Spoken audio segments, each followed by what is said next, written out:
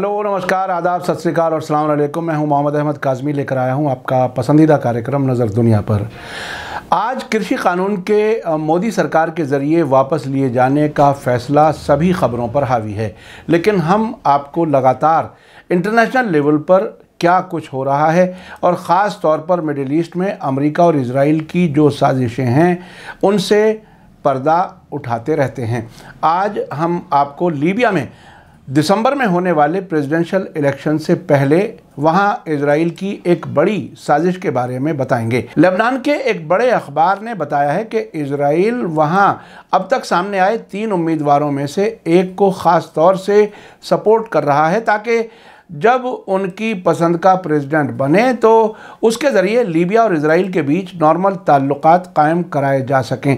दूसरे कैंडिडेट से भी इजराइल लगातार राब्ते में है। मैं अक्सर कहता हूं कि अगर आप दुनिया में होने वाले वाक़यात को नज़दीक से देखते रहें तो आपको बहुत सी साजिशों की मालूमात वक्त से पहले ही हो जाती है। आज का एपिसोड काफ़ी अहम है, आखिर तक ज़रूर देखें। आपसे गुजारिश है कि अगर आपने अभी तक media star world YouTube channel subscribe नहीं किया है तो सब्सक्राइब कर लें और घंटी दबाना ना भूलें। यूट्यूब ने हमें बताया है कि बहुत बड़ी तादाद में लोग अब भी व्हाट्सएप मैसेज का इंतज़ार करते हैं। इससे हमारे चैनल की परेशानी बढ़ सकती है, इसलिए आप आज ही हमारे चैनल को ज़रूर सब्सक्राइब कर लें और घंटी दबाना ना भूलें ताकि हमारी हर नई वीडियो की खबर आप तक पहुंच सके। आज की बड़ी खबर है कि इजराइल को उम्मीद है कि लीबिया में आने वाले प्रेसिडेंट इलेक्शन होने से उसका एक और अरब मुल्क के साथ ताल्लुकात नॉर्मल करने के समझौते का रास्ता हमवार हो जाएगा। ये इसलिए है कि इलेक्शन में खड़े होने वाले उम्मीदवार इजराइल की राजधानी तेल अवीव से राब्ता बनाने की कोशिश कर रहे हैं ताकि उन्हें इजराइल के ज़रिए अमेरिका की रजामंदी और सपोर्ट हासिल हो सके। लेबनान के डेली अल अखबार ने हाल ही में अपनी रिपोर्ट में कहा है कि इजराइल को यकीन दिलाया गया है कि लीबिया इलेक्शन के 2 खास उम्मीदवार यानी लीबिया के विद्रोही कमांडर जनरल खलीफा हफ्तार और वहां के फॉर्मर तानाशाह मुअम्मर गद्दाफी के बेटों में से एक इंजीनियर सैफुल इस्लाम गद्दाफी इजराइल के साथ ताल्लुकात नॉर्मल करने का मकसद हासिल करने में मददगार साबित होंगे। लेकिन इजरायली सरकार खलीफा हफ्तार को पसंद करती है क्योंकि वो मेडिटेरेनियन बेसिन में पैर जमाने के लिए कोशिश कर रहे हैं। लीबिया में प्रेसिडेंट इलेक्शन 24 दिसंबर को होने वाला है। लेबनान के डेली अल अखबार ने जोर देकर कहा है कि लीबिया की अगली हुकूमत खाड़ी के उन अरब मुल्कों के साथ शामिल हो जाएगी जो पिछले साल इजराइल के साथ ताल्लुकात नॉर्मल करने के समझौते कर चुके हैं, क्योंकि मौजूदा इलेक्शन के 2 खास उम्मीदवार इजराइल को खुश करना चाहते हैं। वो समझते हैं कि इजराइल के ज़रिए अमरीकी रजामंदी हासिल की जा सकती है जिससे उनके इलेक्शन जीतने और हुकूमत में आने के चांसेस बढ़ जाएंगे। लेबनान के अखबार ने जोर देकर कहा है कि लीबिया में 2 प्रेसिडेंट ओहदे के उम्मीदवार तेल अवीव के साथ ताल्लुकात को नॉर्मल करने के लिए तैयार हैं और ये काम उनके गैर ऐलान शुदा इलेक्शन प्रोग्राम का एक अटूट हिस्सा है, लेकिन वे लीबिया के लोगों के ज़रिए सज़ा दिए जाने के डर से इजराइल के सिलसिले में अपनी पॉलिसी को जाहिर करना पसंद नहीं करते, क्योंकि लीबिया के लोग इजराइल से ताल्लुकात की मुखालफत करते हैं। अल अखबार ने हाल ही में खलीफा हफ्तार के बेटे सद्दाम के इजराइल की राजधानी तेल अवीव के दौरे का जिक्र किया है जो इस महीने की शुरुआत में हुआ है। इस दौरान उन्होंने इजरायली जिम्मेदारों से मुलाकातें की और लीबिया को डिप्लोमेटिक और फौजी मदद देने के बदले में लीबिया इजराइल ताल्लुकात कायम करने की पेशकश की। इजराइल से मदद लेने के बदले में उसके साथ ताल्लुकात को नॉर्मल किया जाना प्लान का हिस्सा है। रिपोर्ट में कहा गया है कि अगर खलीफा हफ्तार जीत जाते हैं तो सद्दाम डिफेक्टो लीडर के तौर पर काम करेंगे, यानी जिस तरह से सऊदी अरब में क्राउन प्रिंस मोहम्मद बिन सलमान के हाथ में सभी इख्तियारात हैं, उसी तरह से लीबिया में सद्दाम मजबूत लीडर के तौर पर उभरेंगे।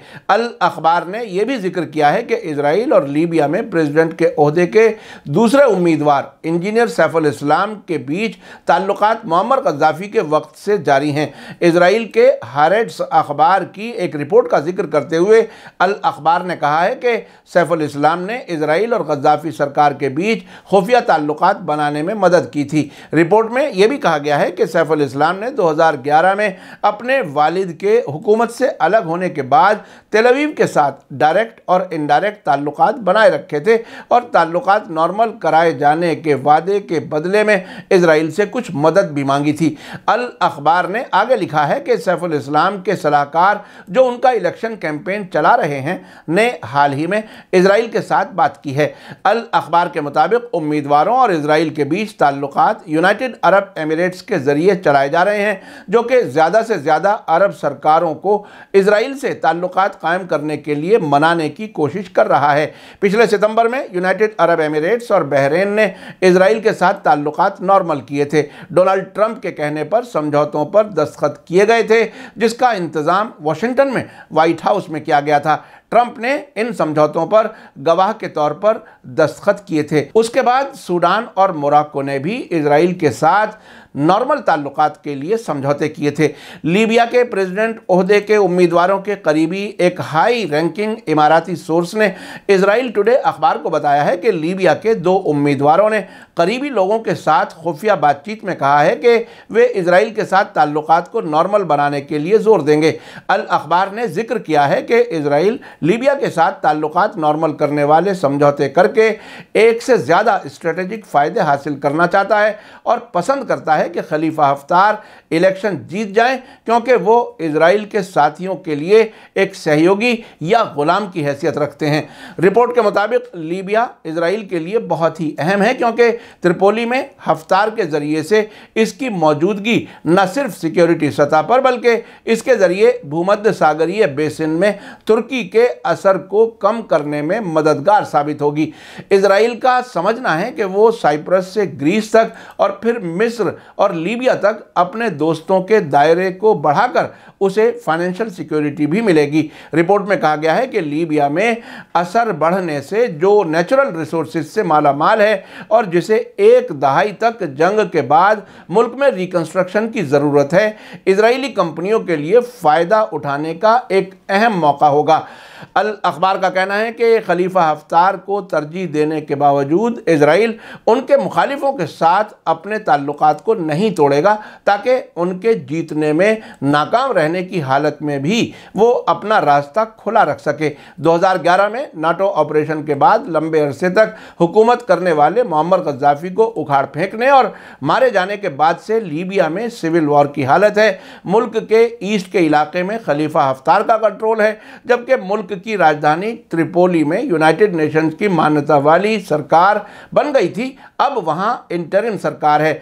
अब लीबिया में जो सरकार है उसकी जिम्मेदारी इलेक्शन करके जीतने वाले उम्मीदवार को सरकार सौंपना है। लीबिया के प्रेसिडेंशियल इलेक्शन में तीसरे उम्मीदवार फॉर्मर इंटीरियर मिनिस्टर फाती बशागा हैं, जिन्होंने हाल ही में उम्मीदवार के तौर पर रजिस्ट्रेशन कराया है। आपको हमने इसी साल फरवरी में बताया था कि लीबिया की नई चुनी हुई अंतरिम सरकार के प्रेसिडेंट मोहम्मद यूनिस मेन्फी ने सियासी ग्रुप्स के लीडर्स से मुलाकातें शुरू कर दी हैं। उनकी ये कोशिश जेनेवा में यूनाइटेड नेशंस के जरिए कराई गई कॉन्फ्रेंस के बाद शुरू की गई थी। अंतरिम सरकार में जंग में मुलव्विस ग्रुप्स के नुमाइंदों ने 4 लीडर्स को शामिल करते हुए दिसंबर इलेक्शन से पहले हुकूमत चलाने के लिए चुना गया था। मोहम्मद यूनुस मेन्फी ने बेनगाजी से 27 किलोमीटर पूरब में राजमा गांव में कमांडर खलीफा हफ्तार से उनके फौजी सेंटर में मुलाकात की थी। इसी साल 6 फरवरी को जेनेवा में हुई यूनाइटेड नेशंस की मीटिंग में यह तय किया गया था कि इस साल के आखिर में नेशनल इलेक्शन कराने के लिए नई अंतरिम सरकार बनाई जाए। इस कॉन्फ्रेंस में फैसला लिया गया था कि बेनगाजी के फॉर्मर डिप्लोमेट मोहम्मद अल मेन्फी 3 मेंबर वाली प्रेसिडेंशियल काउंसिल को लीड करेंगे, जबकि वेस्ट के शहर मिसराता के अब्दुल हमीद दबीबे प्राइम मिनिस्टर के तौर पर हुकूमत के सरबराह रहेंगे। आपको बता दूं कि नेटो के दखल के नतीजे में 2011 में मोहम्मद गद्दाफी की 4 दहाइयों की हुकूमत के खात्मे के बाद से लीबिया सियासी उथल पुथल का शिकार है और 2014 के बाद से गैर मुल्की दखल के नतीजे में लीबिया पूरब और पश्चिम के दरमियान बटा हुआ है। मुल्क की राजधानी त्रिपोली में गवर्नमेंट ऑफ नेशनल अलायंस थी जिसे यूनाइटेड नेशंस कबूल करता रहा है, जबकि पूरब में कमांडर खलीफा हफ्तार हुकूमत चला रहे थे।